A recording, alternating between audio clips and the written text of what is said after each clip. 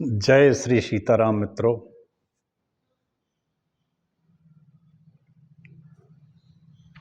श्रद्धालु भक्तजनों,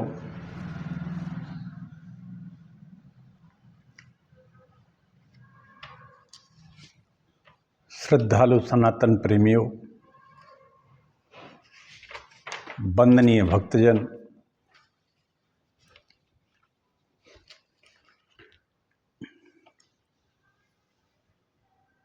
वंदनीय सभी परम पूज्य आचार्यगण,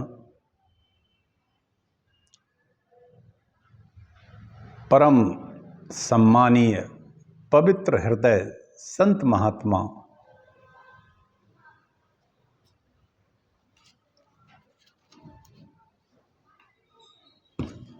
संपूर्ण मातृशक्ति,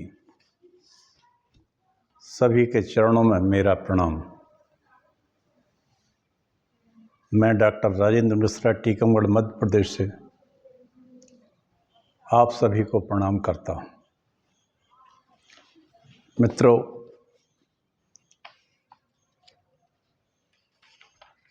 नरसिंह पुराण की कथा में कह रहा हूँ।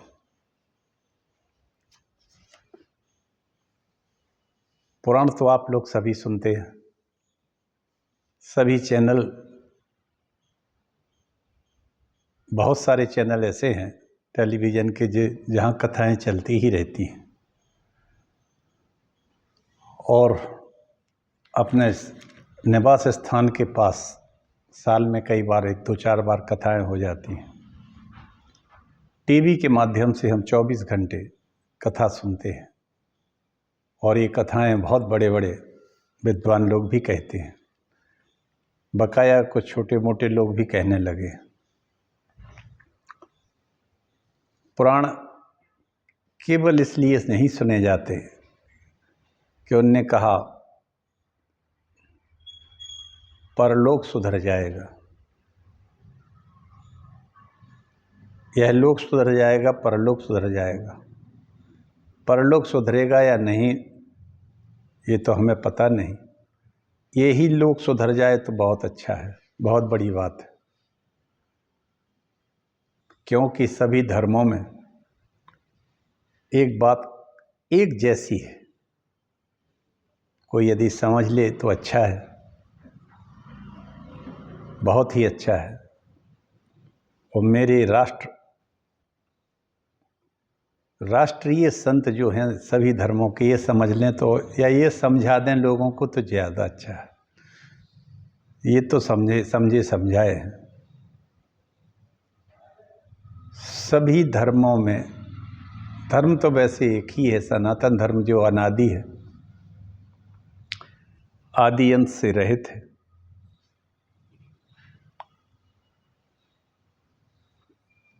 और यदि हम मान भी लें कि बहुत सारे मत और पथ धर्म के नाम पर हो गए हैं, तो इन सब में एक बात सब में एक जैसी है, और वो ये है कि सभी धर्म अपने धर्म अनुयायी, जितने अनुयायी हैं इनके, उनको पारलौकिक गति सबकी समझाते हैं। सनातन हिंदू धर्म में पुराण पढ़ेंगे तो कहेंगे कि भाई मोक्ष हो जाएगा, परीक्षित का मोक्ष हुआ था, स्वर्ग मिल जाएगा, नरक, अरे अभी जीते जी तो नरक भोग रहे हो, परलोक में मोक्ष की कौन सी इच्छा करके जा रहे हो और कौन सा मोक्ष मिलेगा? सोचनीय बात है। और मोक्ष मिल भी जाए तो परलोक में ही तो मिलेगा ना। लेकिन सभी लोग एक भय व्याप्त करके रखा है सभी ने अपने अपने धर्मों में कि मरने के बाद जब शरीर ये यहीं रह जाएगा तो सबको मोक्ष मिलेगा और वहाँ बहुत बड़े अच्छा क्या क्या कहें, मर्यादा है कहने की एक, वहाँ तुम्हें वो सब भोग मिलेंगे जो इस पृथ्वी पर आपको नहीं मिले। तो मित्रों, मेरा कहना सिर्फ इतना है कि इसी लोक में आपको स्वर्ग मिल जाए तो अच्छा है। जीते जी स्वर्ग क्या है? स्वर्ग एक शांति है, विकारों से रहित एक जीवन में शांति आ जाए, यही स्वर्ग कहलाता है। और विकारों से मुक्त, जीवन मुक्त अवस्था को मोक्ष कहते हैं। ये मेरा स्वयं की अनुभव है, मैं अपनी बात कह रहा हूँ। आप लोग इसको समझें तो अच्छा है, नहीं समझें तो आप लोग तो विद्वान हो, उस पर सोच विचार कर सकते हो। अब आ जाइए पुराणों पर। तो पुराणों में भक्ति, ज्ञान, वैराग्य, सदाचार, निष्काम कर्म की महिमा के साथ साथ यज्ञ, दान, तप, तीर्थ सेवन, देव पूजन, श्राद्ध, तर्पण आदि शास्त्र विहित शुभ कर्मों में जन साधारण की प्रवृत्त करने के लिए उनके लौकिक एवं पारलौकिक फलों का भी वर्णन किया जाता है। ये सब चीजें एक समाज को संगठित करने के लिए होती हैं। भक्ति करेंगे आप, आपका प्रभाव दूसरों पर भी पड़ेगा, सभी लोग उस सदाचार की ओर चलेंगे। ये सदाचार में ही सब चीज़ें आती हैं, ज्ञान, वैराग्य, भक्ति, निष्काम कर्म। निष्काम कर्म ये कृष्ण भगवान कहते कहते गीता में आज 5000 वर्ष से ज़्यादा हो गए। निरंतर हमारे जो भागवत आचार्य हैं वो कहते हैं निष्काम कर्म। निष्काम कर्म यदि वास्तव में कर्म सीख लिया होता करना, तो भारतवर्ष की ये दुर्दशा आज नहीं होती। हमने हर चीज़ को सकाम भाव से किया है, बल्कि सकाम भाव से भी नहीं किया, स्वार्थ के भाव से किया है, जैसे दुर्योधन करता था। हम कथाएं सुने, पुराण सुने, गुने भी, पंडित जी के कहने से केवल परमार्थ के चक्कर में ना पड़े रहें, इस बात का ध्यान रखना। जो कथाएं हैं इनका एक ऐतिहासिक महत्व है। ऐतिहासिक दृष्टि से पुराणों का कम महत्व नहीं है मित्रों। आधुनिक इतिहास और पुराणों में इतना ही अंतर है कि पुराणों की दृष्टि बहुत अधिक व्यापक है। पुराण क्यों सुनते हैं? लकीर की फकीर होकर नहीं सुनते। भक्ति, ज्ञान, वैराग्य की कथा आप लोग श्रीमद् भागवत के शुरू में सब लोग सुनते हैं। भक्ति स्वतौ स चरणों तरुणों गृहीत्वा, आप इस श्लोक से सुनते हैं, इसका शुरुआत करते हैं। भक्ति माता अपने ज्ञान वैराग्य नाम के 2 पुत्रों सहित आती है और उसकी कथा एक भागवत महात्म के रूप में आप सब लोग जानते हैं, सब सुनते हैं और रोज सुनते हैं। दिन में कई जगह हो रही है कथा। सत्य तो यह है कि पुराण हम इसलिए हैं कि यह एक ऐतिहासिक दृष्टि से पुराण बहुत अधिक महत्वपूर्ण है। आधुनिक इतिहास और पुराण में अंतर केवल इतना है कि पुराणों की दृष्टि व्यापक है। उनमें केवल इस भूमंडल का ही इतिहास नहीं है, अपितु इस भूमंडल की कब और कैसे उत्पत्ति हुई, अन्य लोगों को कब कब और किस प्रकार सृष्टि हुई, इन सभी बातों का भी विस्तृत वर्णन होता है। इतना ही नहीं, सृष्टि कब और किस प्रकार होती है तथा भविष्य में क्या होगा, इस पर भी पुराणों में पूर्ण रूप से प्रकाश डाला जाता है। मेरा केवल यही एकमात्र उद्देश्य है कि आप लोग इन्हीं सब बातों को ध्यान में रखते हुए हमारे इस पुराण को सुने। केवल ये नहीं कि भगवान की कथा चल रही है, कथा का कोई मतलब तो होता है। पुराण हमारे सृष्टि यानी सर्ग, हमने कहा है सर्ग है, प्रतिसर्ग है, वंश है, मनवंतर है, वंशानुचरित, ये 5 चीज़ें होती हैं, इसको पुराण कहते हैं। तो मित्रों, पुराणों में एक और बात बताए देता हूँ। जीवन की गुत्थियों को बहुत ही रोचक और हृदयग्राही ढंग से समझाया जाता है। पुराणों में जीवन की गुत्थियाँ को बहुत ही रोचक और हृदयग्राही ढंग से समझाया गया है। भगवान के निर्गुण, निराकार, सगुण, साकार आदि विविध रूपों में से किसी भी एक रूप को लक्ष्य बनाकर उसकी ओर हम अग्रसर होने का सुगम मार्ग दिखलाया जाता है। सगुण हो, साकार हो, निर्गुण हो, निराकार हो, आदि विविध रूपों में से किसी भी एक रूप को लक्ष्य बनाकर हम उसकी ओर अग्रसर होने का सुगम मार्ग दिखलाया जाता है। पुराणों की महत्ता का प्रधान कारण यही है। पुराणों की महत्ता का प्रधान कारण यही है मित्रों, इसलिए इसको सुनना चाहिए। पुराणों का पाठ करने, अनुशीलन करके उपदेशों को जीवन में उतारने, अधिक प्रयत्न करके न जाने कितने मनुष्यों ने अपने जीवन को सार्थक बनाया है और आगे भी बनाते रहेंगे। इसी क्रम में मित्रों, आज हम नरसिंह पुराण का पाठ करेंगे। नरसिंह पुराण के पाठ में बहुत अच्छे अच्छे सुंदर स्तोत्र हैं। एक बात जरूर मैं आप सबसे कहना चाहता हूँ, हर समय का अपना महत्व होता है, इसी तरह हर युग का अपना एक प्रभाव और लक्षण होता है। अब ठंड आ गई है तो शीत लगने लगी। इसी तरह युग हैं हमारे, 4 युग हैं सर्ग में आते हैं। ये 28वां कलयुग चल रहा है हमारे शास्त्र की गणना के अनुसार, और यह युग कलयुग अन्य युगों का तो हमें पता नहीं, ये कुछ ज़्यादा ही प्रभावशाली अपना रूप दिखा रहा है। कलयुग भीषण तमोगुण की प्रधानता वाला युग है। इसमें धर्म यानी सदाचार लुप्त सा हो जाता है, और अब तो ना जाने धरती पर कितना राक्षस पैदा हो गए।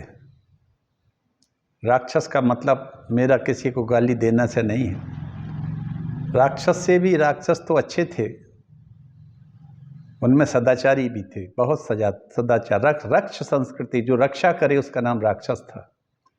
लेकिन आजकल तो न जाने कितने दुष्ट कहें इतने पैदा हो गए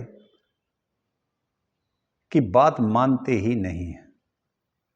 और कलयुग में साक्षात ऐसे दैत्य पैदा हो चुके हैं, और वो दैत्य हो गए हैं 7 दारूखोर के रूप में। शराब पीने लगे हैं, कितना ही मना करो कोई भी व्यक्ति मानता नहीं। यही गुटखा खाने की आदत है, इनने निगल लिया है हमारे समाज को और निगलता जा रहा है। और हमारी जो आने वाली नई पीढ़ी है वो अत्यंत इसमें लिप्त होती जा रही है। परमात्मा करे कि हमें पुराण जो सुना रहे हैं, आप लोग सुन रहे हो, तो शराब से, तंबाकू गुटखा से अपने को और अपने बच्चों को और अपने आसपास के वातावरण को शराबमय ना होने दें। ये एक तरह से राक्षसी दुष्ट दैत्य संस्कृति है, और ये कलयुग में लगता है ये बहुत सारे लोग जन्म ले चुके हैं, और हर गांव में ये उपलब्ध है। अब ना तो कोई वर्ण है ना कोई धर्म रह गया है। आप लोगों से मेरी हाथ जोड़ के प्रार्थना है कि आप अपने स्वयं को, अपने बच्चों को, अपने पास के वातावरण को कुछ तो सही और शुद्ध रखें। इसमें पैसे की बर्बादी भी होती है, और पैसे की बर्बादी के साथ साथ स्वास्थ्य नष्ट होता है, और संकट पूरी तरह से कई तरह से घिर जाते हैं, और पापों का उदय हो जाता है, पुण्य खत्म हो जाते हैं। मैंने कहा ना कि पुराणों में जीवन की गुत्थियों को बहुत ही रोचक और हृदय ग्रहाई ढंग से समझाया गया है। आइए अब हम छोटा सा मंगलाचरण करके नरसिंह पुराण की कथा कहते हैं। भगवान नरसिंह ने किस तरह से जीवन प्रहलाद जी का बचाया था। चलिए कथा शुरू करते हैं। नमोस्तु रामाय सा लक्ष्मणाय देव्यै च तस्यै जनकात्मजायै नमोस्तु रुद्रेन्द्रियमानिलेभ्यो नमोस्तु चन्द्राग्निमरुद्गणेभ्यः अखण्डमण्डलाकारं व्याप्तं चराचरं तत्पदं दर्शितं येन तस्मै श्रीगुरुवे नमः। वक्रतुण्ड महाकाय सूर्यकोटिसमप्रभा निर्विघ्नं कुरु मे देव सर्वकार्येषु सर्वदा भवानी शंकरौ वन्दे श्रद्धा विश्वासरूपिणौ याभ्यां विना न पश्यन्ति सिद्धा स्वान्तास्तमीश्वरं स्वेति द्वाक्षरं नाम्भ्याय हरिष्यन्ति ये जनाः तेषां स्वर्गस्य मोक्षस्य भविष्यति न चान्यथा। नमस्ते नीलकंठाय वेदसे परमात्मने विश्वाय विश्वबीजाय जगदानंद हेतवे नारायणं नमस्कृत्य नरं चैव नरोत्तमं देवीं सरस्वतीं व्यासं ततो जयमुदीरयेत्। ओम नमो देव्यै महादेव्यै शिवायै सततं नमः। नमः प्रकृति भद्रायै नेता प्रणतः स्मतां तुलसीदास के पद कमल बारंबार मनाए गुण गावों श्री राम के हनुमत होई सहाय। अयोध्या मथुरा माया काशी कांची अवंतिका पुरी द्वारावती गे आसप्तहिता मोक्षदायका प्रभु समृत सर्वज्ञ शिव सकल कला गुणधाम जोग ज्ञान वैराग्य निध प्रणत कल्प तरुणाम भक्त भक्ति भगवंत गुरु चतुर नाम बपु एक तिनके पद बंदन करो नासत विघ्न अनेक सियावर रामचंद्र की जय। मैंने कल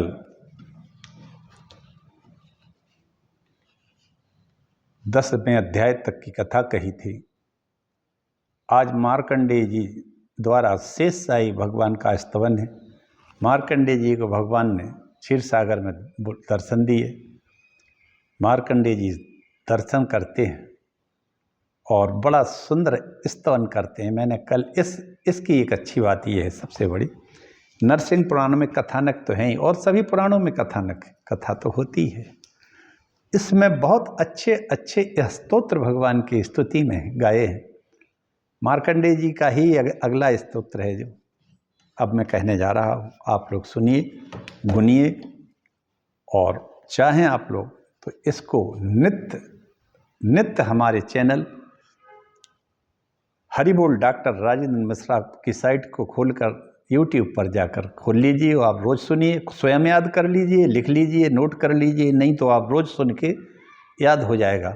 इससे आपका और आपके परिवार का कल्याण होगा, देश का कल्याण होगा। चलिए, भृगु के पुत्र थे मृकंडू के पुत्र थे मार्कंडेय जी। मार्कंडेय जी अमृत को प्राप्त हो गए थे अपनी तपस्या के दम से। तपस्या के बल से ये अमृत को प्राप्त हुए और क्षीर सागर में पहुंचकर मार्कंडेय जी ने नागराज अनंत के ऊपर पर्यंक पर निद्रा मग्न हुए भगवान श्री हरि के, विष्णु भगवान के दर्शन किए। वाह क्या बात है! आइए हम सब दर्शन करें। क्षीर सागर चलते हैं मानसिक रूप से और भगवान के दर्शन करते हैं और ये स्तुति करते हैं। मार्कंडेय जी जो सुना रहे, ये स्तुति बड़ी उत्कृष्ट है। व्यास जी कहते हैं, प्रणिपत्य जगन्नाथम चराचर गुरुम हरिम मार्कंडेयो अति अभितुष्टाव भोग पर्यंक साइनम।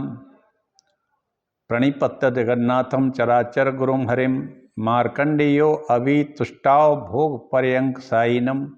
व्यास जी कहते हैं, सुखदेव तदनंतर मार्कंडेय जी शेष नाग की सैया पर सोए हुए उन चराचर गुरु जगदीश्वर भगवान विष्णु को प्रणाम करके उनका स्तवन करने लगे। वाह!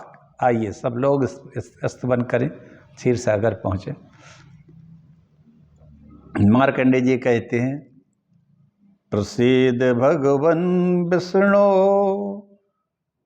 प्रसीद पुरुषोत्तम प्रसीद देव देवेश प्रसीद गरुड़ध्वज प्रसीद विष्णु लक्ष्मीसु प्रसीद धरणीधर प्रसीद लोकनाथाद्य प्रसीद परमेश्वर प्रसीद सर्वदेवेश प्रसीद कमलेक्षण प्रसीद मंदरधर प्रसीद मधुसूदन प्रसीद शुभ का कांत, प्रसीद भुवनाधिप, प्रसीदाद्य महादेव, प्रसीद मम केशव।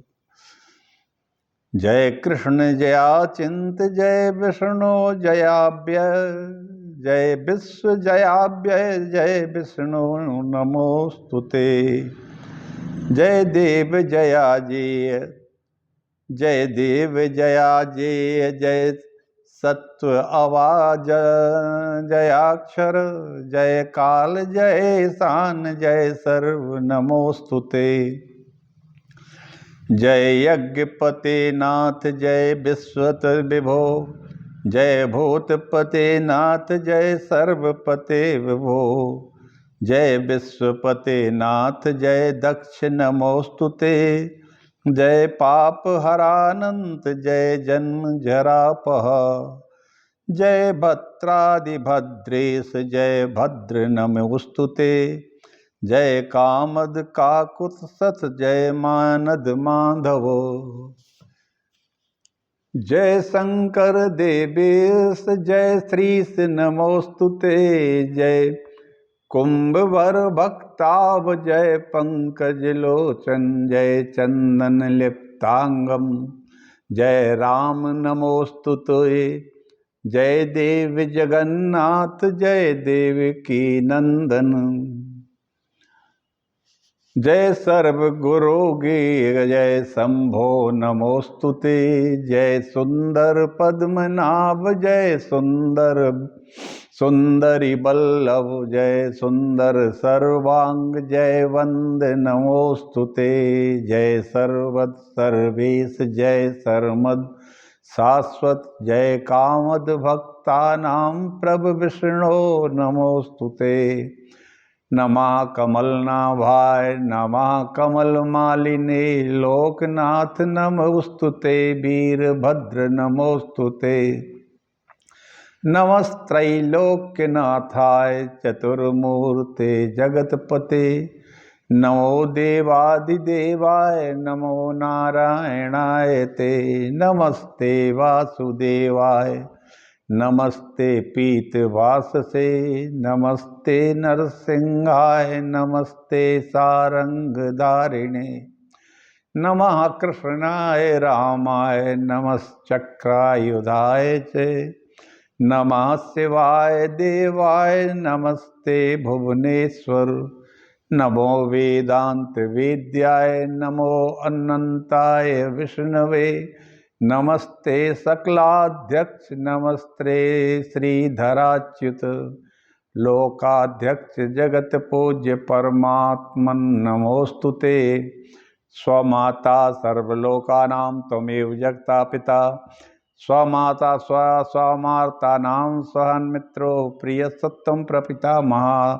स्वं गुरुसत्त्वं गति साक्षी, त्वं पतिस्त्वं परायणः, त्वं ध्रुव अस्तत्वं वसटकर्ता, त्वं हविष्वन्, त्वं हुतासनः, त्वं शिवस्तत्त्वं वसुर्धाता, त्वं ब्रह्मा, त्वं सुरेश्वरः, त्वं यमस्तत्त्वं त्वं यमसत्त्वं रविर्वायुर्सत्त्वं जलं, त्वं धनेश्वरः, त्वं मनुस्तत्त्वं महामहोरात्रं, त्वं निशा, त्वं निशाकरः, त्वं धृत्यसत्त्वं श्रियाकान्तिसत्त्वं क्षमा, त्वं धराधरः, त्वं कर्ता जगता मे ससत्त्वं हन्ता मधुसूदन, त्वमेव गोप्ता सर्वस्य जगतस्त्वं चराचर। करणं कारणं कर्ता त्वमेव परमेश्वरः, शंख चक्र गदा पाणिभो समुद्धर माधवा, प्रिय पद्मपलाशाक्ष शेष पर्यंक सायिनं, त्वामेव भक्त्या सततं नमामि पुरुषोत्तमम्। श्रीवत्सांक जगद बीजं श्यामलं कमलेक्षणं, नमामि ते वपुर्देव कलमसनासनं, लक्ष्मीधर मुदारांगं, दिव्यमाला विभूषितं, चारुपृष्ठं महाबाहु चारुभूषणभूषितं, पद्मनाभं विशालाक्षं पद्मपत्र निवेक्षणं दीर्घतुंग महाघ्राणं नील जीमोत्सन्निभं दीर्घबाहुं सुगुप्तांगं रत्नहारोज्ज्वलोरसं शुभ्रोललाटमुकुटं स्निग्धदन्तं सुलोचनं चारुबाहुं सुताम्रोष्ठं रत्नज्वलत्कुण्डलं वृत्तकण्ठं सुपीनासं सरसं श्रीधरं हरिं सुकुमारमजं नित्यं नीलकुञ्चित मूर्धजम् उन्तासं महोरस्कं कर्णान्तैलोचनं हे भारबिन्दवद नबिमिन्दराय नमीश्वरं सर्वलोकविधातारं सर्वपापहरं हरिं सर्वलक्षणसम्पन्नं सर्वसत्त्वमनोरमं विष्णुमच्युतमीशानन्तमनन्तं पुरुषोत्तमं नतोऽस्मि मनसा नित्यं नारायणमनामयम् वरदं कामदं कान्तमनन्तं सुनृतं शिवं नमामि शिरसा विष्णो सदा त्वां भक्तवत्सल अस्मिन्ने कारणमे घोरे वायुस्कम्भ्यचञ्चले अनन्तभोगशयने सहस्रपर्णशोभिते विचित्रशयने रम्ये सेविते मन्दवायुना भुजपञ्जरसशङ्खकमला लय सेवितं यत्त्वां मनसा सर्वमिदानीं दृष्ट्वा वाहनम् इदानीं तु सुकृदात्रो माया तव मोहिताः एकोदके निरालम्बे नष्ट स्थावर जंगमे शून्यतमसि दुष्यारं दुःखपङ्के निरामये गीता तप जरा रोग शोक तृष्णदा भी सदा एक कारण में महाघोरे दुस्तरे दुख पीड़िता चिरभ्रम परिश्रांतत्वा मध्य शरणं गतः प्रसीद सो महामाय विष्णु राजीव लोचनम विश्वयोने विशालाक्ष विश्वात्मन विश्वसंभव अन्न शरणं प्राप्त मतो अत्र कुल नंदन त्राहि मां कृपया कृष्ण शरणागत मातुरम नमस्ते पुंडरीकाक्ष पुराण पुरुषोत्तमम अंजनाभ ऋषिकेश मायामय नमोस्तुते मामुद्धर महाबायो भग्नमग्ने संसार सागरे गहवत्रे दुस्तरे दुख क्लिष्टे क्लेश महाग्रहे अनाथम कृपणम दीनम पपतितम भवसागरे मां समुद्धर गोविंद वरदे समोस्तुते नमस्त्रैलोक्यनाथाय हरे भूधराय च देव देव नमस्तेस्तु श्री वल्लभ नमोस्तुते कृष्ण कृष्ण कृपालासु कृष्ण कृष्ण कृपालु अस्त्वं गीता गतीनां गतिर्भवान् संसारार्णवभग्नानां प्रसीद मधुसूदन त्वमेकमाद्यं पुरुषं पुराणं जगत्पतिं कारणमच्युतं प्रभुं जनार्दनं जन्मजरार्तिनाशनं सुरेश्वरं सुंदर बिंदिरापत्यं पात्पतिं बृहद भुजं श्यामल कोमलं शुभं वराननं बारजपत्रनेत्रं तुरंगभंगायत कुंतलं हरिं सुकान्तमीशं प्रणतोऽस्मि शाश्वतं सजिह्वाया हरिं स्तौति तच्चित्तं यत्त्वदर्पितं तावेव केवलयो श्लाघ्यौ यो त्वत्पूजा करौ करौ।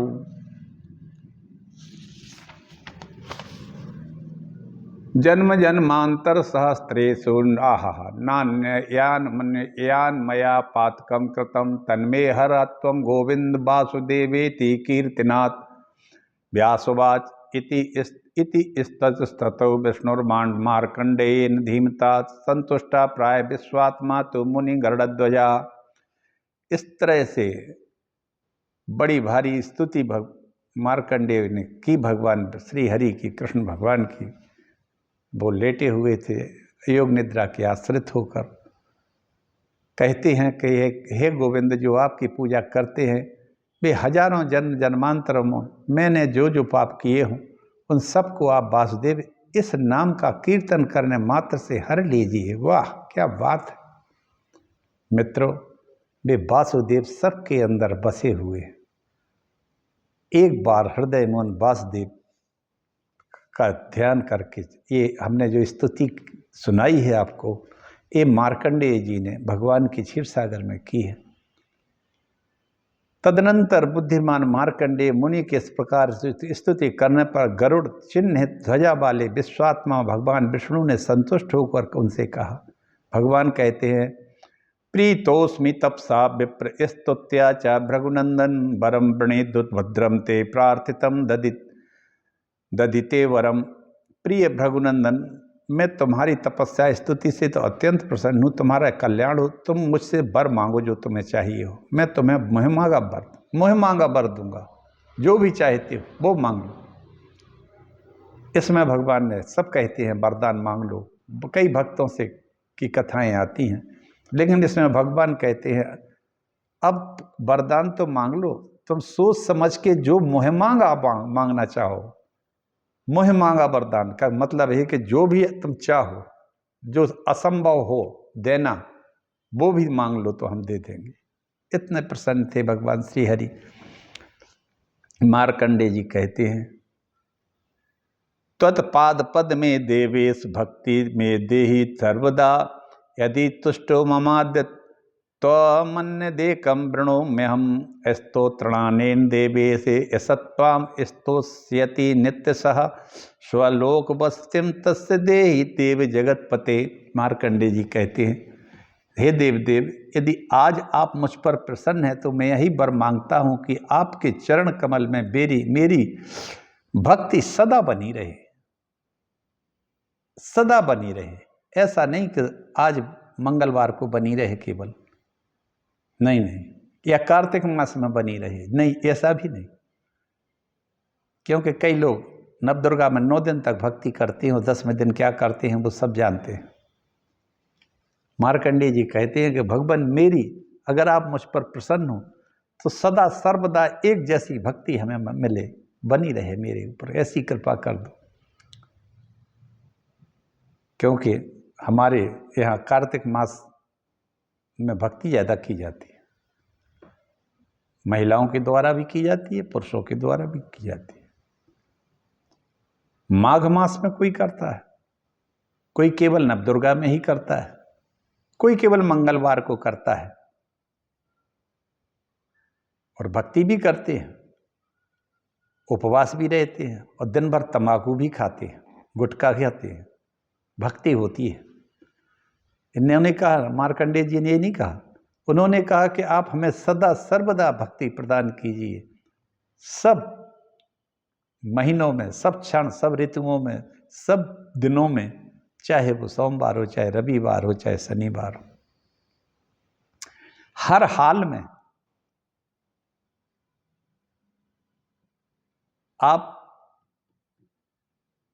आपके चरणों में मेरी सदा भक्ति सदा बनी रहे। इसके सिवा एक दूसरा वर भी मैं मांग रहा हूं। भगवान ने तो कह दिया था कि तुम्हारे जो जो इच्छा है मन में, मुख में, वो सब मांग लो, आज जो चाहिए वो दे दूंगा। तो वो कहते हैं अब हमें दूसरा वरदान दो प्रभु।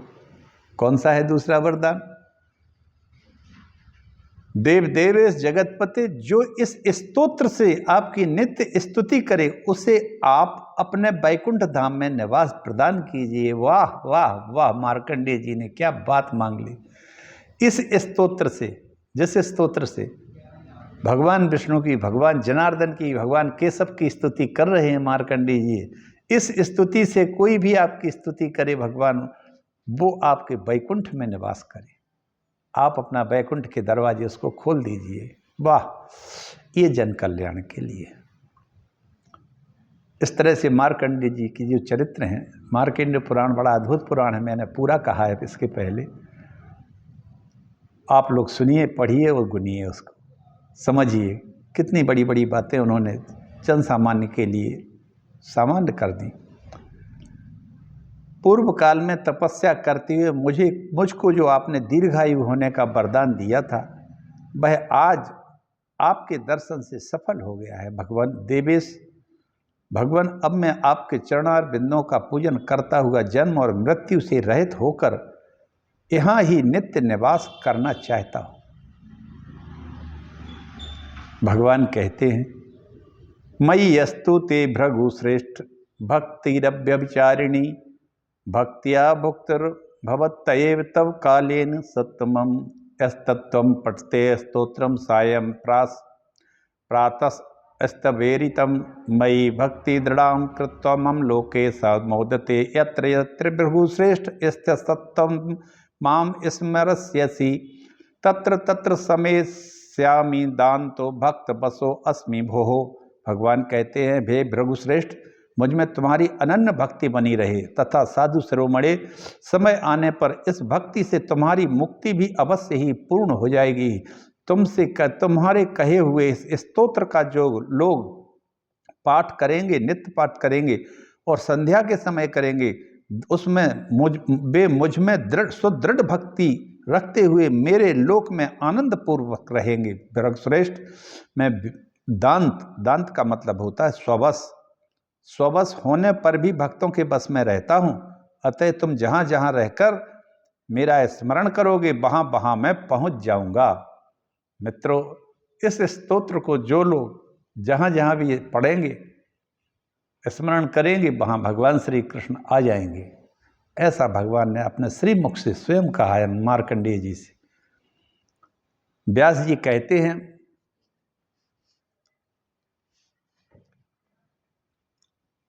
मुनिवर मार्कंडेय से यूं कहकर लक्ष्मीपति मौन हो गए और वे मुनि इधर उधर विचरते हुए सर्वत्र